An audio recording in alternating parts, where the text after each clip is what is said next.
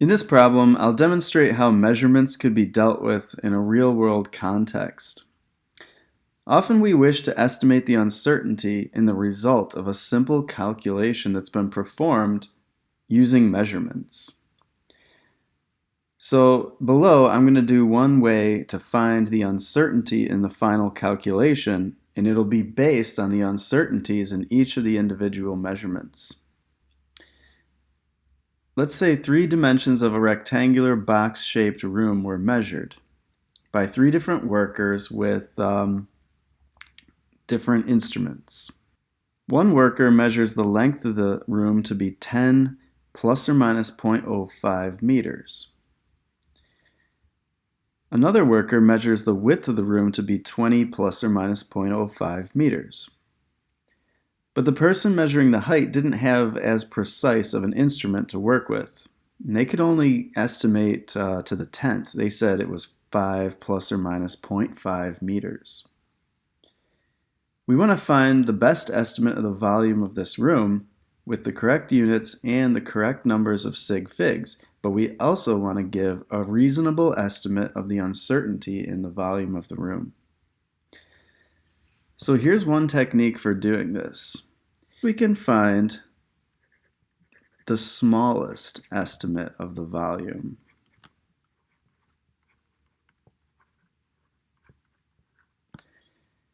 Then we'll find what is called the best estimate of the volume. After that, we'll find the largest estimate of the volume.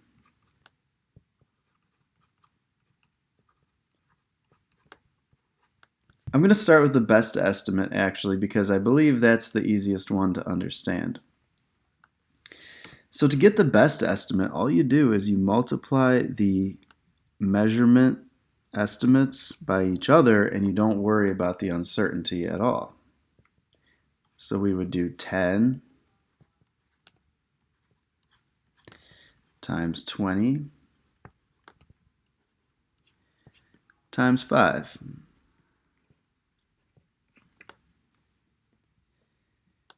Okay, that's going to come out to 1,000. 1,000 cubic meters. Next, I'm going to find the largest estimate. To get the largest estimate, you have to add the uncertainty that was given above to each measurement.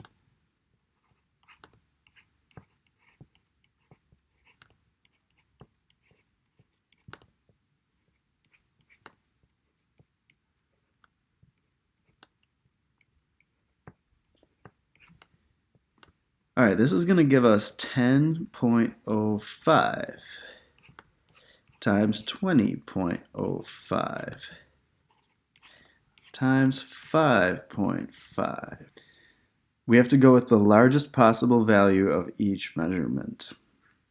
And then we'll multiply that.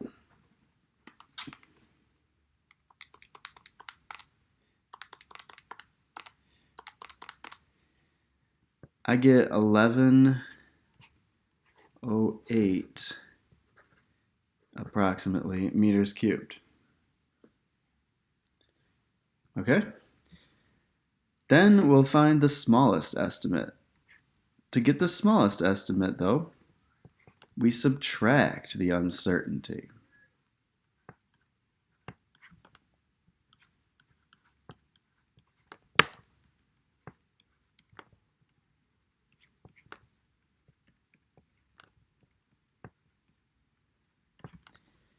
This is going to leave us with 9.95 times 19.95 times 4.5.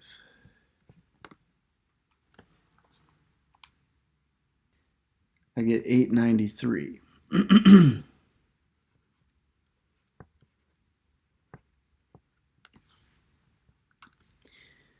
Okay, so what this analysis shows is that our volume could vary quite a bit.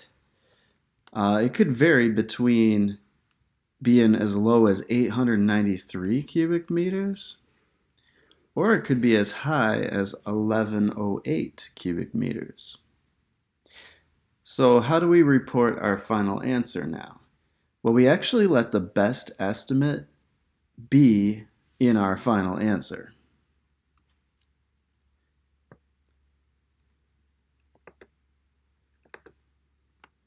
The formula was length times width times height. So we're going to do 1,000 cubic meters. Then we'll put plus or minus.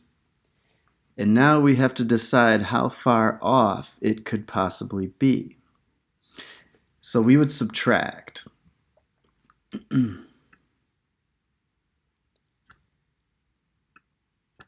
So over here, I'll do 1,000 minus 893 to see how different they are. And then down here I could do 1108 minus 1,000. So here I get 107, and here I get 108.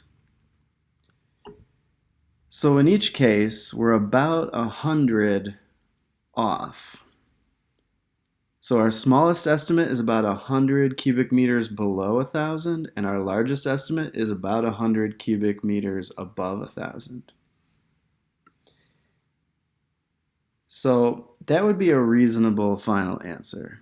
1,000 cubic meters plus or minus 100 cubic meters.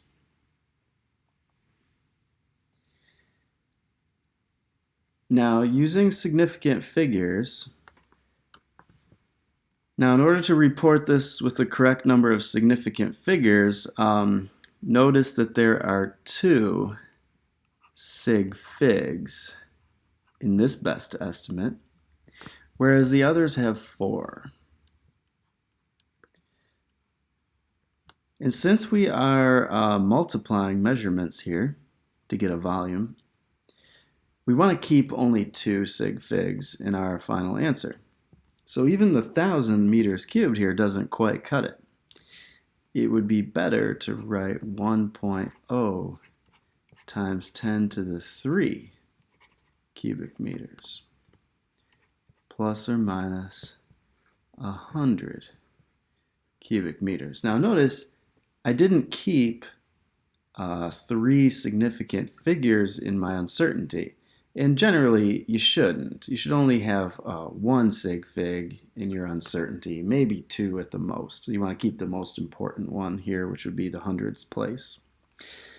And also notice that that hundreds place matches up with the most precise sig fig that I had given in this measurement, and that's how it's supposed to be.